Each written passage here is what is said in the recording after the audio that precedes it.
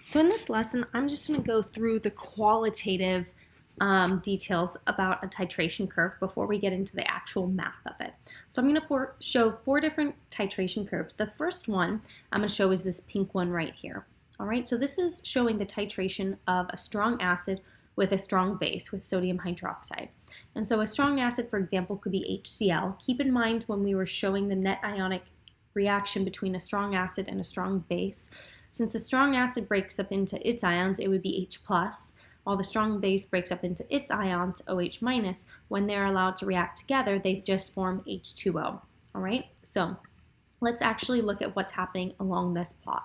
So right here, where I start off, I don't have any OH yet. I haven't added NaOH. So the only thing that I have present here is my H+. Okay. Then I start adding OH-, and I slowly start increasing the pH of this solution as I add OH-. The H+ and the OH- are reacting together as I add OH- to form water.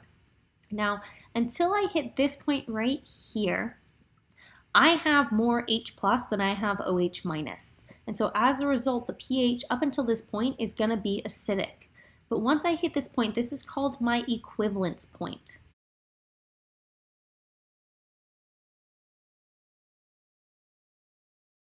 Okay, and at my equivalence point, I have equal amounts of my acid and my base.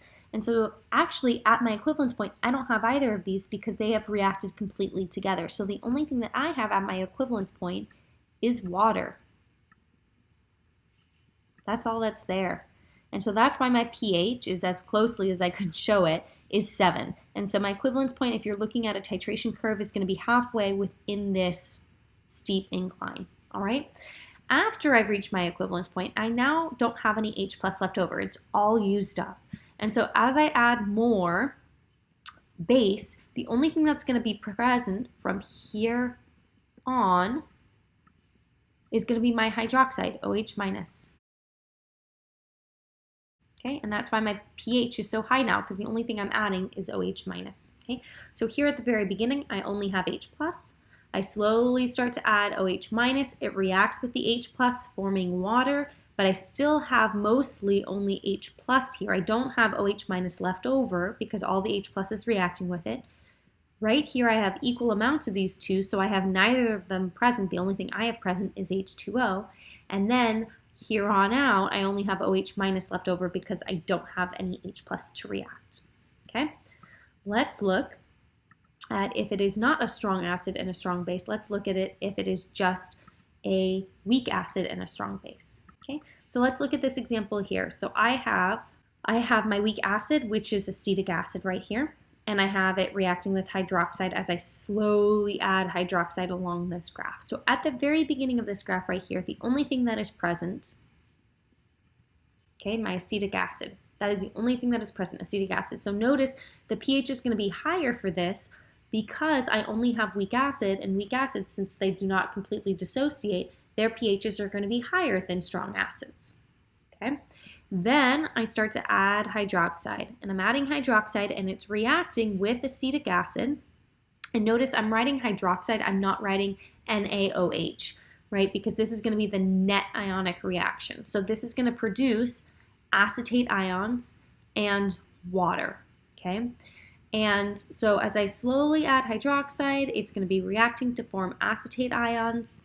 And then once I get to my equivalence point, I have equal amounts of acetic acid and hydroxide. And so the only thing that's going to be present there is going to be my acetate ion.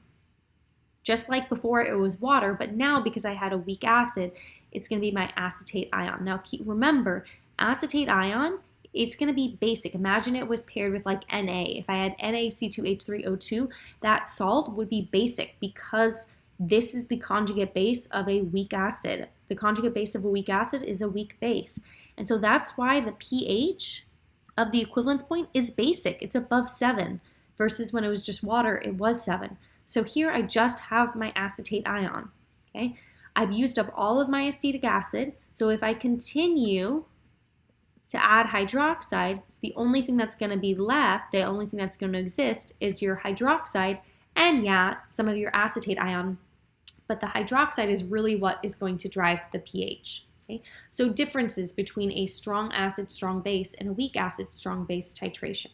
First of all, the initial pH for the weak acid is going to be higher. So that's one difference. Okay? The second difference is the fact that the pH at your equivalence point is going to be basic for a weak acid, while it's going to be neutral for a strong acid. Okay? And otherwise, that's it. Those are the only two real differences. Okay? Notice that it still requires the same amount of sodium hydroxide to reach the equivalence point. For both of them, it's 40 mils. All right? So that's not a difference. It requires the same amount. There is one more concept that I wanted to go over, and that was this point right here. Now, notice this point right here. It requires 40 mils of base to reach my equivalence point. So what would you call your point where it only requires 20 mils? Well, that's what we call our half equivalence point, because you've only gone halfway to reaching your equivalence point. So that's my half equivalence point. Let's talk about why our half equivalence point is important. Your half equivalence point is the point at which you have equal amounts of your weak acid and its weak conjugate base. So let's see what that actually looks like. Okay, so I've got my ice chart. So let's say, for example, I have 1 molar of my weak acid. Okay, to reach my half equivalence point, I'm going to have half as much base as I have my acid. So let's say, for example, I have 0.5 molar of my hydroxide. Okay, I don't have any of my acetate ion yet. So at this point, remember this is going to react completely. So I'm going to lose 0.5 from my acid, lose 0.5 from my base, and therefore the conjugate base is going to gain 0.5. So at this point right here, if you notice, I've got 0.5 of my acetate ion, 0.5 of my conjugate acid. And so when I have equal amounts of my acid and its weak conjugate base, at that point, that's my half equivalence point, and I'll show you how you get this in a later section. But I know that my pH here is going to be equal to my pKa. Now, what the heck does that mean? What this is telling me is at my half equivalence point right here, if I know the pH at this half equivalence point, I can plug that in and determine my Ka. So if your pH is the negative log of H, your pKa is simply the negative log of your Ka.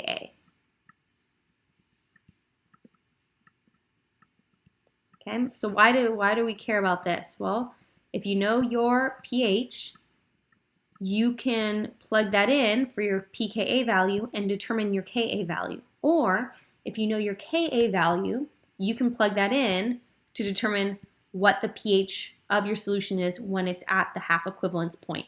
So that's a really nice way. This point right here is a nice way of being able to use your pH to determine your Ka, or to use your Ka to determine your pH. And this point right here, we call it your half equivalence point.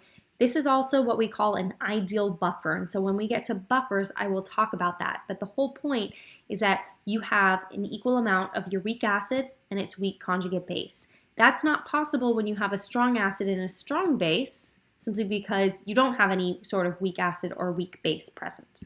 All right, so let's look at the titration curve for a strong base and a strong acid. So here now I'm starting off with my base, with my strong base, my hydroxide, OH minus. Okay, and I start to add hydrogen ions, so my pH is slowly decreasing.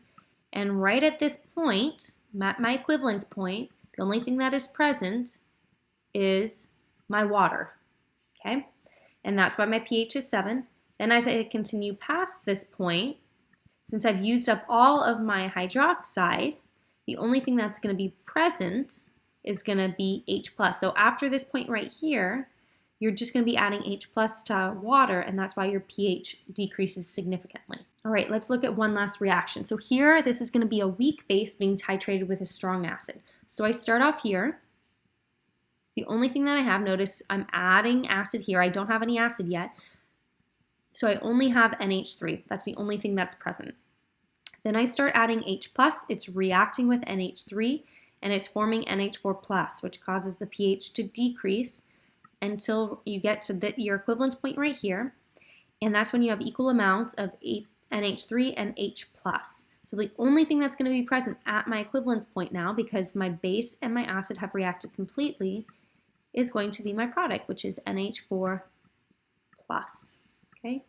So weak base, strong acid, when they've reacted completely together, the only thing that's present is NH4+. And notice, keep in mind, NH4+, if it were a salt like NH4Cl, that's going to act as a weak acid. And so that is why your pH at your equivalence point is less than 7, because you would just have a weak acid. Okay? Now that I'm here, I've run out of NH3 completely, so if I keep adding H+, the only thing that's going to be contributing to your pH is your H+. Again, just like from the previous weak acid, strong base, for a weak base, strong acid, I can actually identify right here, this is going to be my half equivalence point, just like what we noted above. Okay, and your half equivalence point is when you have equal amounts of your, so half equivalence point, when you have equal amounts of your weak base and your weak acid. So that's when you have equal amounts of your NH3 and your NH4+. And just like before, at your half equivalence point, the pH is going to be equal to the pKa. So I'm going to go through one last time and explain all 4 titration curves.